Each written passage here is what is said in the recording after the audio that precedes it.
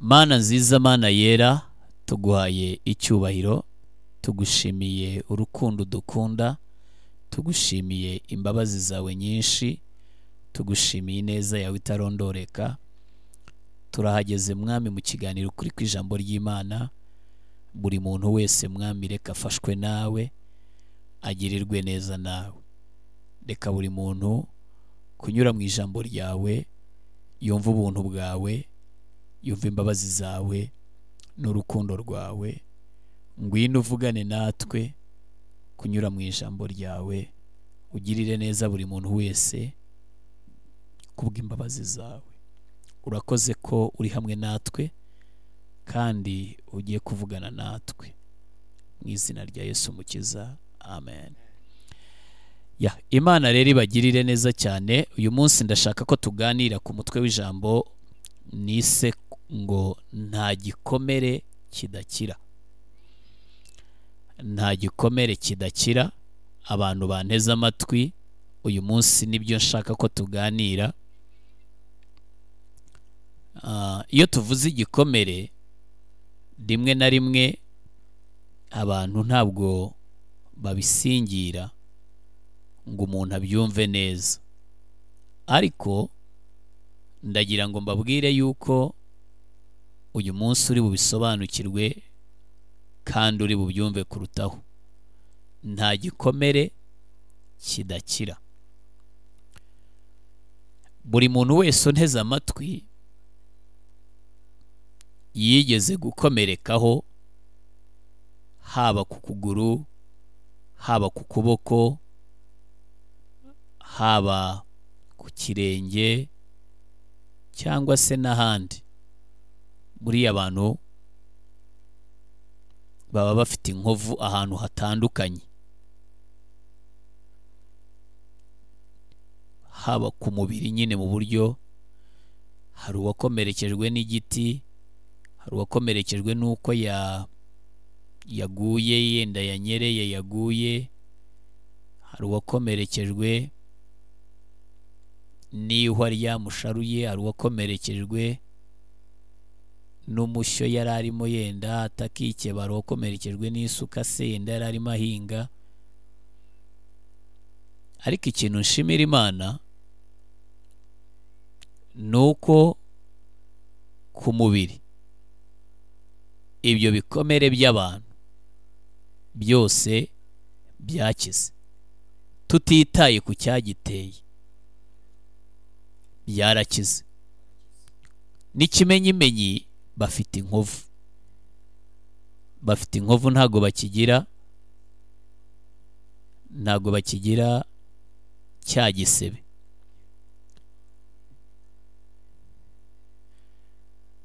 Nanone twakongera tukavuga yuko muri bya bikomere byose haba harimo ibikomere burya biba biri mu buryo bubiri. Hari igikomere umuntu yiteye, hari n'igikomere umuntu yatewe n'undi cyangwa se n'abandi. Aho umuntu ashobora kuba yaraguhetse ku igare, hanyuma akaza gutwara nabi akikubita hasi cyangwa se akakugusha nyine, warangiza ugakomereka. Igikomere watewe n'undi muntu cyarakize. Umuntu ashobora no kuba yarari aho atema igiti, hanyuma igiti kikagira gutya kigashibuka kikakwikubitaho uri ku ruhande atabishakaga, nabwo ugakomereka ariko ugakira.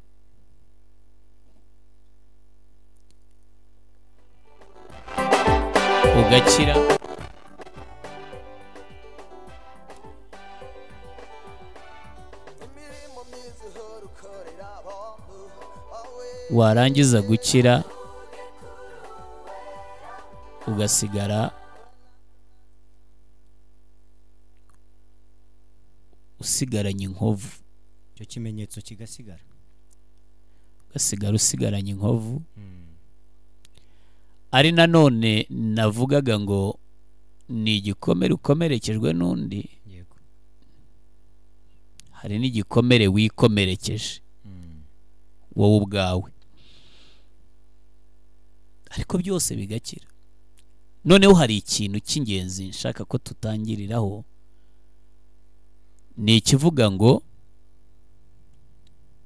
igikomere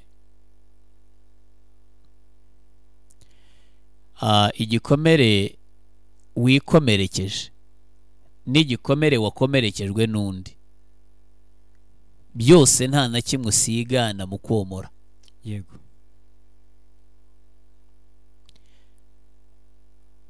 Byose niba wakomerekejwe n'undi muntu n'ubundi ujya kwa muganga, niyo wikomerekeje ukajya kwa muganga. Yego.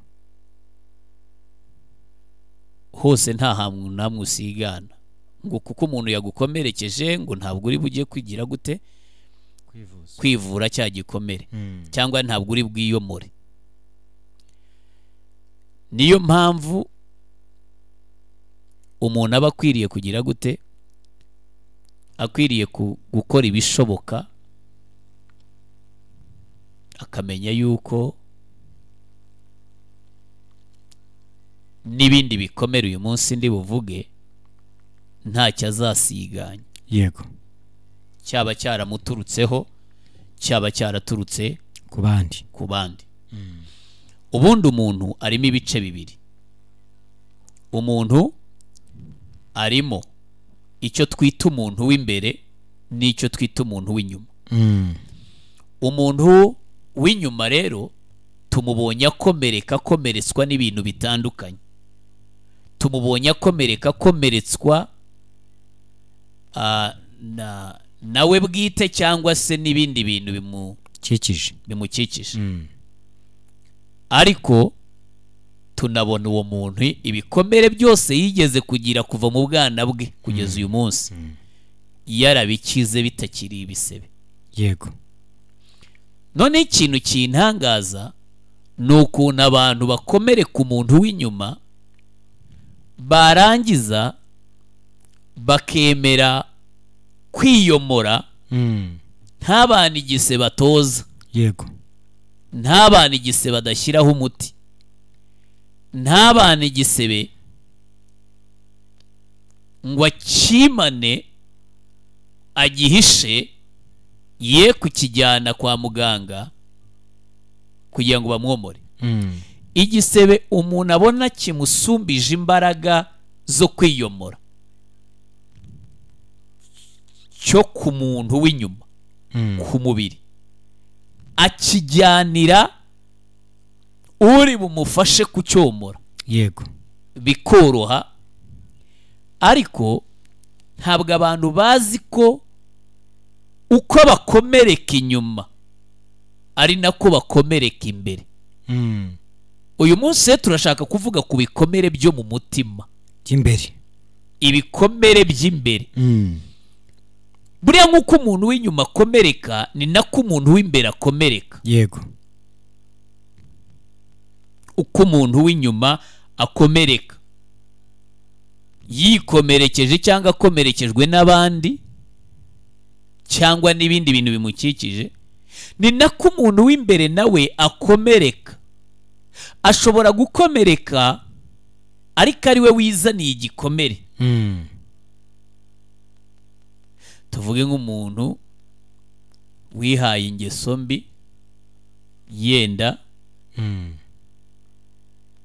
zaba inzoga, agahora mu bubari, agahora anywera buri kintu cyose afite, n'isambu akayigurisha, n'inka bari baramuhaye akazigurisha, n'izo bamuraze n'izo yihahiye byose akabinywera. Uyu munsi akaba ari mu buzima bubi. Yego. Ari mu gikomere ariko yiteye, niwe wikomerekeje. Ahorana intimba imbere no kutanyurwa n'uwo ari we. Ariko nanone akaba icyo gikomere mvuga ngo nacyo cyakira cyane.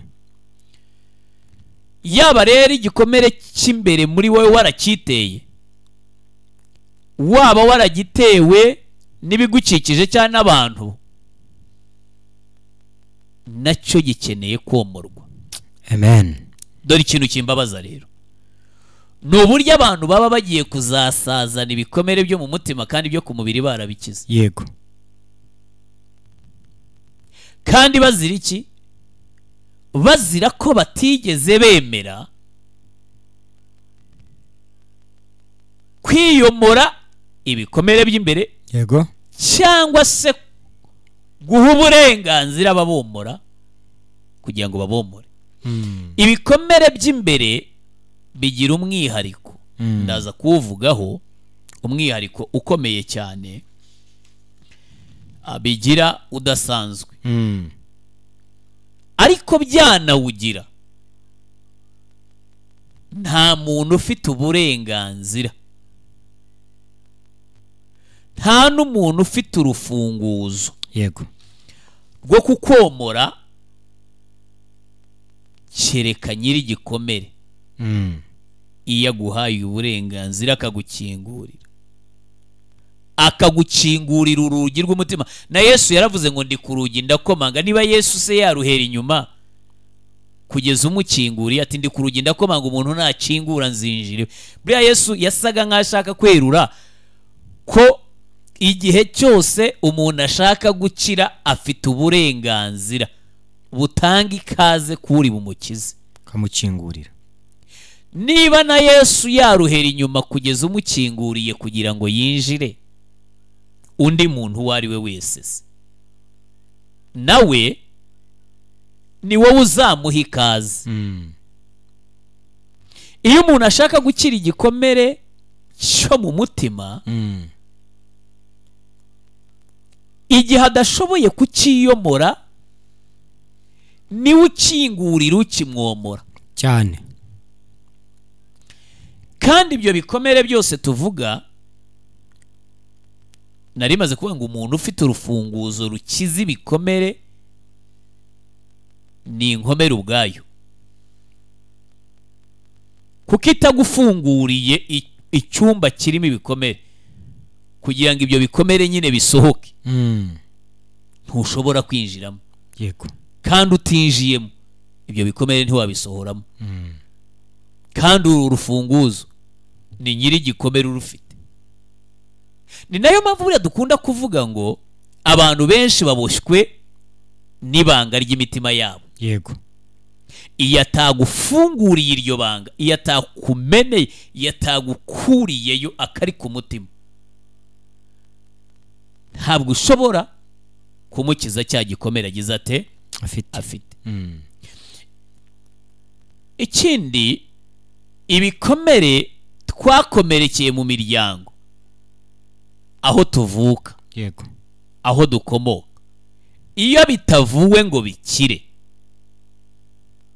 nk'uko wakize ibikomere by'inyuma ngo uzabone n'iby'imbere warabikize, iyo bitavuwe ngo bikire, biradukurikirana bigasenya n'ingo twubatse. Yego. genda ntanga urugero. iyo umwana yakomerekejwe akiri muto,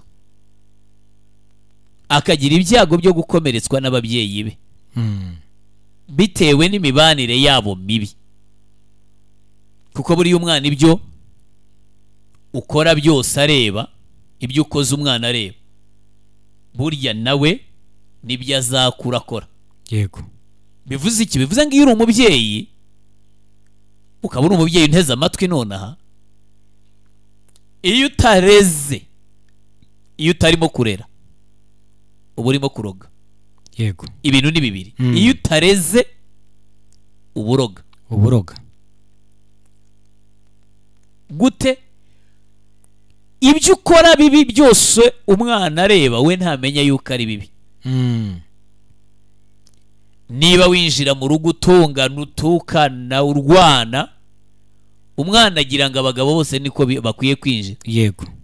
niyo akubita agatoki ku kandi abavuga ati ninkura yego nanjye nta mugore uzamvogera nta mugore uzansuzugura kubera iki ibyo yakuze abona nibyo yakuze abona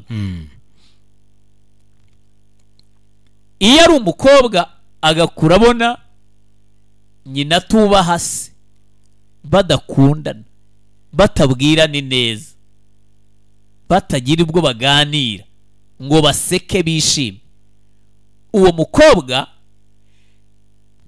nawe akura yarashaririye muri rimwe yego akajya agira ngo nta mugore ugirana ikiganiro n'abagabo ibyo byose bikabyara iki bikabyara ko aho yakuriye bamuroze kandi bazi ko bamurera cyane n'ubu hari ababyeyi benshi baduteze amatwi ariko bitewe n'uko bitwara mu mago yabo buri munsi babayeho mu buzima bwo kuroga bazi ngo bararera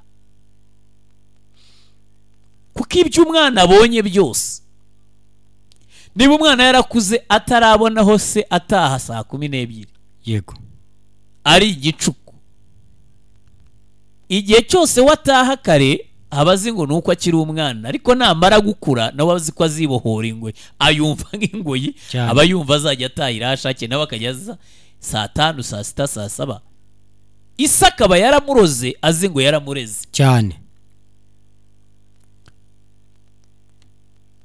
ikindi iyo umwana yakuriye mu rugo rushonje yego rushonje agahora n'inzara batararyaga ngo bahage Isa atarabahahiye cyangwa se umuryango aho yabaga nyine yanzara yo magofwa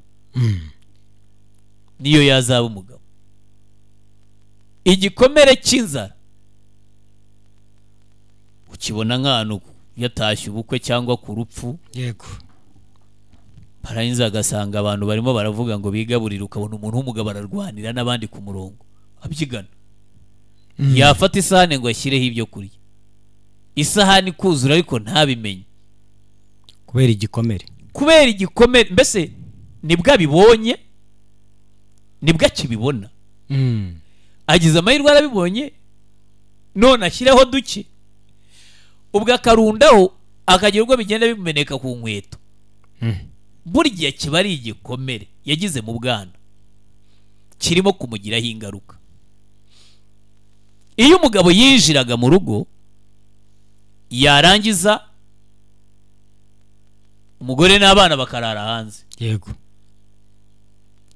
uwo mwana muri ayo marira n'iyo mbeho hanze icyo gikomere ahagiriye urambwira ko nakura we aba azabarera ate ibikomere rero ni byinshi duhura nabyo kandi mu buryo bwinshi dukomerekera mu miryango bikazadukurikirana iyo bitakize bigashaka kugira gute kudusenyera amago twaramaze gukura yego ushobora kuba uri umukobwa unyumva ushobora kuba uri umuhungu unyumva ukaba warakiriye agakiza Imana umwanya kandi wemere gukira ibikomere kugira ngo uzagere mu rugo rwawe bitakiri inkurikizi yo kugusenyera cyane kugira ngo umuntu tuvugana muri iki gitondo anyumve namubaza ngo ubundi wakomerekejwe nande wowe wakomerekejwe nande wowe unyumva wakomerekejwe nande ko bamwe bakomerekejwe nabo bavindimo cyane abandi bakomerekejwe n'ababyeyi babo abandi bakomerekejwe n'abagabo babo abandi bakomerekejwe n'abagore babo imiryango bavukamo wowe wakomerekejwe nande badusomera imigani 18 umurongo wa 19 wumva icyo Bibiliya ivuga haravuga ngo umuntu ubabajwe n'uwo bavindimwe umuntu ubabajwe n'uwo bavindimwe kumugorora biraruhije kuruta guhindura umurwa ukomeye. kumugorora biraruhije kuruta guhindura umurwa ukomeye. kandi intonganya zabo iyo bagiye gutongana intonganya zabo zimeze nk'ibyuma byugariye ibihome. irekereraho. Bibiliya ngo umuntu ubabajwe n'uwo bavindimwe kumugorora biraruhije, kumwomora biraruhije, kumukiza icyo gikomere biraruhije. Niba Bibiliya ivuze ngo umuntu ubabajwe n'uwo bavindimwe, nanjye ndavuga ngo none se ubabajwe n'uwo bashakanye. Yego. We kumugorora uragira ngo biroroshye? Ntabwo byoroshye. Ubabajwe se n'umubyeyi we. Erega iyo umuntu yakomeretse arababara cyane. noneho mwumva ijambo umuntu ubabajwe. Umuntu ubabajwe n'uwo bavindimwe cyangwa umuntu ukomerekejwe n'uwo bavindimwe. Umuntu ubabajwe n'uwamubyaye n'umubyeyi we cyangwa umuntu ukomerekejwe n'umubyeyi aba yumva kumenya ko kumugorora biruhije, aba yumva niba akomerekejwe n'umubyeyi we ari we wakabaye amufitiye imbabazi. Yego. Ku isi ninde wundi wamwomora? Aba yumva ntawe. Ku isi aba yumva ntawe. Kumugorora rero biraruhije kubera ko ubwo umubyeyi ari we wamugize ate, wamukomerekeje, yumva nta wundi muntu yakingurira kuko nawe akaba yamwomora. Nta wundi muntu yagirira icyizere. Nta wundi muntu aba yumva nta wundi. Niyo mpamvu kumwomora biruhije. Niyo mpamvu kumugorora bigize bite? Biruhije. Ngo biruta guhindura umurwa ukomeye. Wafata Kigali ukayitunganya, ukayishyiramo imihanda, ukayubakira amazu n'ibiki n'ibindi bintu n'ibiraro, wahindura umurwa ukomeye. Ariko guhindura cyangwa komora umuntu wababajwe cyangwa wakomerekejwe n'uwo bavindimwe, n'uwo yashakanye nawe, n'umubyeyi we, cyangwa se umuntu wakomerekejwe n'umwana we. Yego. Yatekerezaga ko ari we uzamucungura, akajya kubona akabona umwana aramukomerekeje, aramubabara. Bibiliya iravuze ngo biraruhije. Ariko nubwo biruhije ndababwira ngo birashoboka. Bishoboka ryari? Bishoboka iyo nyiri igikomere yumva yemera.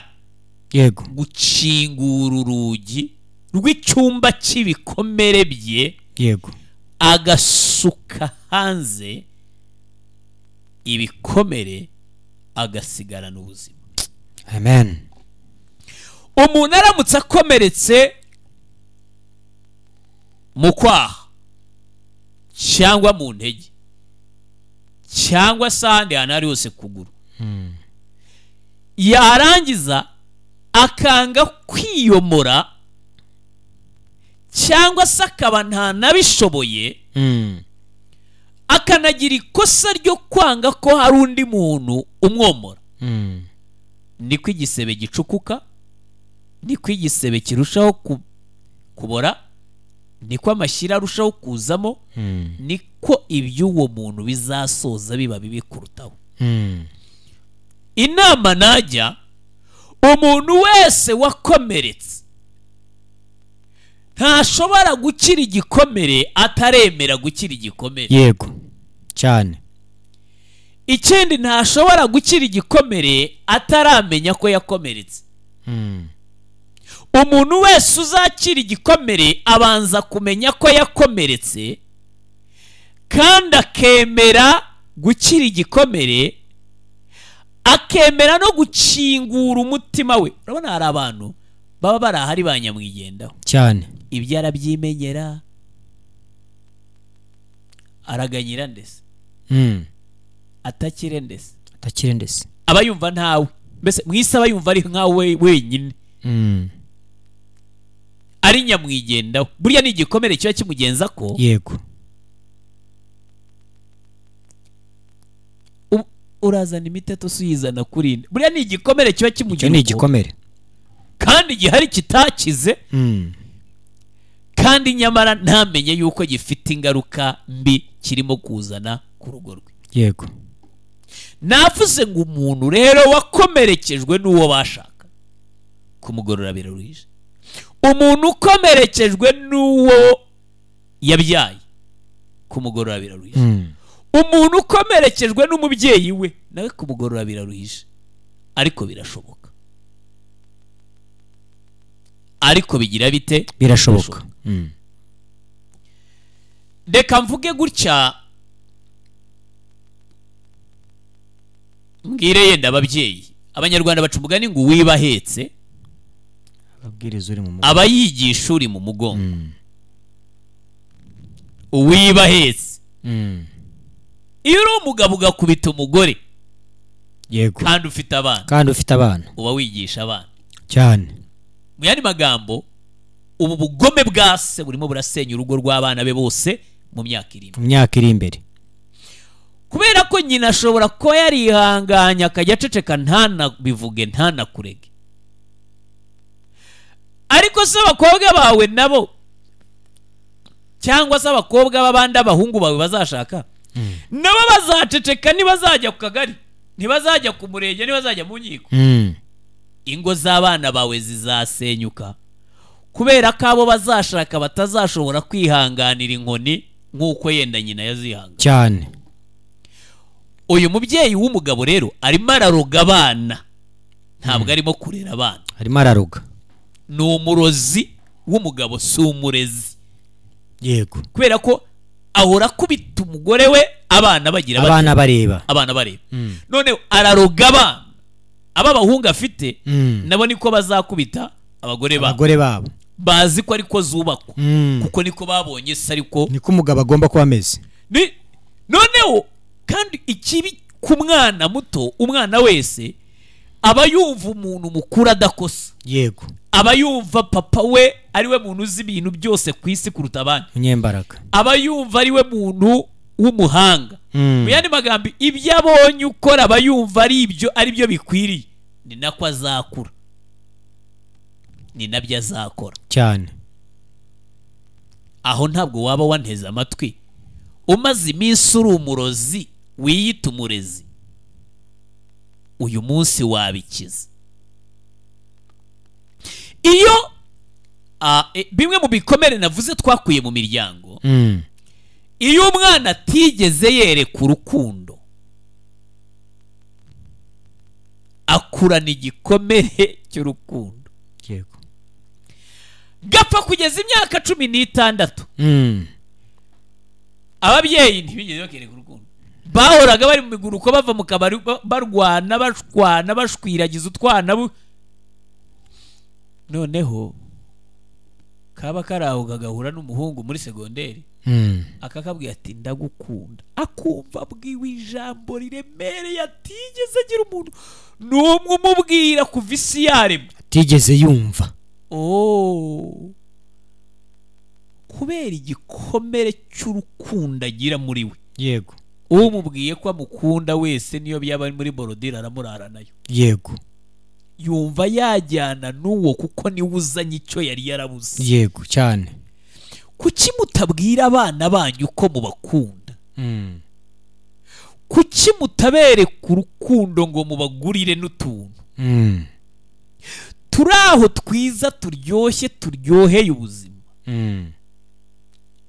uzatumugurira wese akamubwira ko amukunda utarigeze ubikora wa mubyeyi umenye ngo icyo gikomere cy'umwana kigiye kuzagira ingaruka kandi yagitewe nawe kuko ni wowe utaramuhaye ibyo wagombaga kugira gute kumuha. Ndagira ngo mbabwire ngo mu nzu y'Imana ndagira ngo mbabwire ngo kwa Yesu ndagira ngo mbabwire ngo kwa Mana ibikomere birakira natangiye babwira ngo nk'uko ibikomere byo ku mubiri byose nta na kimwe kitakiza nk'uko imvune zo ku mubiri zose nta mvune n'imwe itarakiza yego ni nako ibikomere byo mu mutima nta na kimwe kitakira. Ni nako imvune zo mu mutima nta n'imwe itakira. Nta mvune n'imwe itakira. Kereka iyo wowe wimye Imana iki ikaze muri wowe. Iyo wimye ijambo ry'Imana ikaze mu mutima. Iyo wimye umukozi w'Imana ikaze hehe mu mutima wawe. Nibyo byonyine bishobora gutuma ubana imvune idakira. Reka dusome Yesaya 61 duhereye ku murongo waho wa mbere. Haravuga ngo umwuka w'Umwami Imana ari kuri jye, kuko Uwiteka yansize amavuta ngo mbwirize abagwaneza ubutumwa bwiza, yantumye kuvura abafite imvune mu mutima no kumenyesha imbohe ko zibohowe, no gukingura abari mu nzu y'imbohe, kandi yantumye no kumenyesha kugira ngo tugende. Ndashaka akantu gatoya kagarukira ku mvune zo mu mutima. Umwuka w'Umwami Imana ari kuri jye, kuko Uwiteka yansize amavuta ngo mbwirize abagwaneza ubutumwa bwiza, yantumye kuvura abafite imvune mu mutima no kumenyesha imbohe ko zibohowe, no gukingura abari mu nzu z'imbohe. Irekereraho. Amen. Umwuka w'Umwami Imana ari kuri jye. Yesaya yarahanuraga, ariko aya magambo Yesu yaje kuyasohoza ubwo bamuhaga igitabo akagisoma, akavuga ati umwuka w'Umwami Imana ari kuri jye, kuko Uwiteka yansize amavuta ngo mbwirize abagwaneza ubutumwa bwiza. Amen. Yantumye kuvura abafite imvune mu mitima. Murabyumva ko no mu mutima nubwo hataba igufwa ariko hajya havunika, habamo imvune. Uziko ari igihe umuntu aba ari ahafite imvune mu mutima ariko ntamenye yuko mu ijambo ry'Imana hari icyanditswe kivuga yuko Imana ivura abafite imvune mu mutima. Imvune zo mu mutima n'ibikomere byo mu mutima mu byo Yesu akiza nabyo birimo. Amen. Yesu ashimwe cyane. Amen. Mu byo Yesu akiza nabyo birimo. Yansize amavuta ngo mbwirize abagwaneza ubutumwa bwiza. Ntabwo ari ukubwiriza abagwaneza ubutumwa bwiza gusa, ahubwo yantumye kuvura abafite imvune mu mitima no kumenyesha imbohe ko zibohowe. Bene data bakundwa, we waruneza amatwi igihe watangiriye, waba ufite imvune mu mutima cyangwa ufite igikomere mu mutima? Niba ufite imvune mu mutima cyangwa ufite igikomere mu mutima, umwuka w'Uwiteka, amavuta dusiga, ayo mavuta yomora ibyo. Amen. Akiza ibyo. Nk'uko uzi ko amavuta asanzwe afite ibindi akiza, ndagira ngo ubwiye ngo n'imvune zo mu mutima zirakira, n'ibikomere byo mu mutima birakira. Amen. Wikomeza kugira agahinda ngo upfana agahinda. Burya ibikomere byose birakira, gusa bikira iyo uwakomeretse yemera kwiyomora cyangwa yemera ko bamwomora, kuvurwa,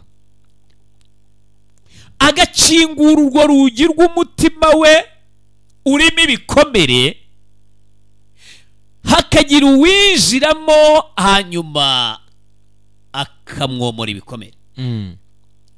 Yesu yinjiye mu mutima wawe, niwe wavuze ko ari ku rugi akomanga. Yego.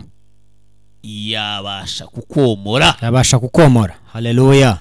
Kuki ibikomere byose wagize ku mubiri byakize, ariko ibyo mu mutima wawe bikaba byaranze gukira? Byose si ibikomere? Ni ibikomere. Kuki ibyo wagize ku mubiri byose byakize ukaba ubona inkovu? Kuki utemera ko n'ibikomere wagize mu mutima byakira bikareka kujya bikugiraho ingaruka za buri munsi, bigusenyera urugo, bikwicira ejo hazaza, bigutera umunabi?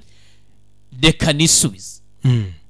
Igituma ibikomere wagize byose ku mubiri byakize nuko wabihaye abakomora. Yego. Cyangwa nawe ubwawe ukabyiyomora. Ariko igituma ibyo wagize mu mutima byose bitigeze bikira nuko ntawe wigeze ufungurira umutima kugira ngo akomore, kugira ngo agukize izo mvune zo mu mutima. Yesu aravuga ngo ndi ku rugi ndakomanga, umuntu nakingura nzinjira. Utekereza ko azinjira aje gukora iki?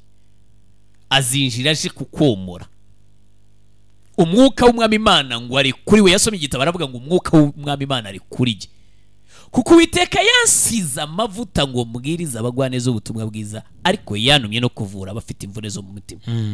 Ndagira ngo mbabwire ngo nta gikomere kidakira iyo wemeye ko gikira, yego, niyo ushaka ko gikira.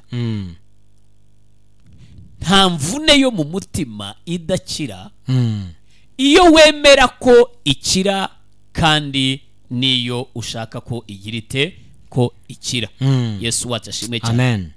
Umuntu w'imbere rero akomereka nk'uko uw'inyuma agira ate akomereka. Kandi bisobanuye iki? Bisobanuye ngo umuntu w'imbere akira nk'uko akira igikomere nk'uko n'uw'inyuma yakira igikomere. Yego. Ubwo uw'inyuma igikomere atagipfanye, n'uw'imbere ntazagipfa. Haleluya. Uko uw'inyuma igikomere atagipfanye atagisazanye, wikwemera ko n'uw'imbere agira ate agisazana. N'uw'imbere mubohorere kugira ngo agikire. Imvune zo mu mutima nazo zirakira nk'uko imvune wagize z'ukuboko, z'ukuguru, ikirenge zose n'izakize cyane. n'imvune zo mu mutima nazo zirakira. Umuntu w'inyuma aravunika, murabizi, ariko burya n'umuntu w'imbere aravunika. Yego. Izo mvune zose rero zirakira, ariko zikira iyo nyiri imvune yabigizemo uruhare. Zikira iyo nyiri ugukomereka abigizemo uruhare, yemeye kuvurwa. Yego. Nsubiriramo uwo murongo, haravuze ngo tunasoze. umwuka w'umwami Imana ari kuri jye, kuko Uwiteka yansize amavuta ngo mbwirize abagwaneza ubutumwa bwiza. Yego. Yantumye kuvura abafite imvune mu mutima. Rekeraho. Yantumye kuvura abafite imvune mu mutima. Kuki abantu basazanye imvune mu mutima? Kuki abantu basazanye ibikomere byo mu mutima? Koko babona ku isi Imana itarigeze iteganya aho bakirira.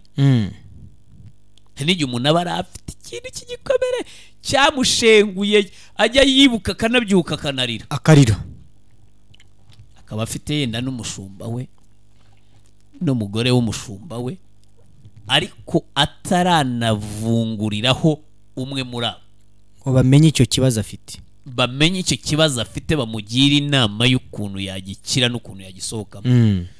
Nanze nkavuga ni nta kundi, sazana igikomere cyo mu mutima, kuko wanze ko bacyomora, ukaba warananiwe no kukiyomora, kandi ibyo ku mubiri byuzi kubitanga ngo babyomore cyane. Akantu kose kagushaho iyo uba wageze kwa muganga bakahadoda, no kubaza abantu ibyomoro, no kubaza abantu icyomoro, ariko wananiwe kubaza icyakombora mu mutima. Mu ijambo ry'Imana hari umuti wawe. Haleluya. Mu ijambo ry'Imana hari icyomoro cyawe. Haleluya. Mu ijambo ry'Imana hari ibyiringiro byo gukira igikomere icyo ari cyo cyose. Mu ijambo ry'Imana hari ibyiringiro byo gukira imvune iyo ari yo yose. Amen. Iri mu mutima wawe. Imiti yomora ibikomere byo ku mubiri iba kwa muganga n'ahandi hose muzi, ariko mu ijambo ry'Imana niho honyine haba umuti womora ibikomere byo mu mutima. Kandi mu ijambo ry'Imana niho honyine hari umuti ukiza imvune zo mu mutima. We wavunitse mu mutima, we wakomeretse mu mutima, nerekera ku musozo, ndagira ngo nkubwire ngo Yesu aragutegereje umunsi washatse gukira igikomere, amavuta gukiza igikomere cyo mu mutima arahari. Yesu aragutegereje umunsi washatse gukira imvune yo mu mutima, amavuta gukiza imvune yo mu mutima arahari. Ndagira ngo nsoza dusengere, nsengera buri muntu wese wiyumvaga mu ijambo afite imvune mu mutima, abana n'igikomere, cyangwa afite igikomere mu mutima, yumva atigeze akira, nkuhumurize nkubwire ngo Yesu Kristo aracyafite imbaraga n'amavuta yakiza igikomere cyawe n'imvune yawe cyane kubw'imbabazi z'Imana. Reka dusenga. amen. Data mwiza, mu izina rya Yesu Kristo, ndagushimiye ko ari wowe ukiza imvune zo mu mutima. Ndagushimiye yuko ari wowe womora ibikomere byo mu mutima. Mu mutima aho tutagera, mu mutima aho tutareba, mu mitima y'abantu aho tutagera, Mwami Yesu wowe ugerayo. Nsengeye buri muntu waruneza amatwi ufite igikomere cyangwa imvune mu mutima, kugira ngo umugenderere, umuhishurire icyo yakora kugira ngo akire, icyo yakora kugira ngo yakire amavuta avura imvune zo mu mutima. Kuko ijambo ryawe ritubwiye ko nta gikomere kidakira, byose bikira. Weretse uwakomeretse wanyumvaga kugira ngo umwomore, weretse uwavunitse imvune mu mutima wanyumvaga kugira ngo umuvure iyo mvune mu izina rya Yesu. Nakiriye imbaraga zikiza imvune zo mu mutima, nakiriye amavuta akiza ibikomere byo mu mutima, kugira ngo umuntu waduteze amatwi Mwami mwiza aba ari wowe umwomora, maze aho ababyeyi batamwambitse umwambike, aho umuryango utamwomoye umwomore, aho batamweretse urukundo rumwereke, aho batamweretse imbabazi uzimugirire, uzimwereke kubw'ubuntu bwawe no kubw'imbabazi zawe, akire. Urakoze Yesu. amen. Amen. Imana ibahereze umugisha rero kandi ibagirire neza.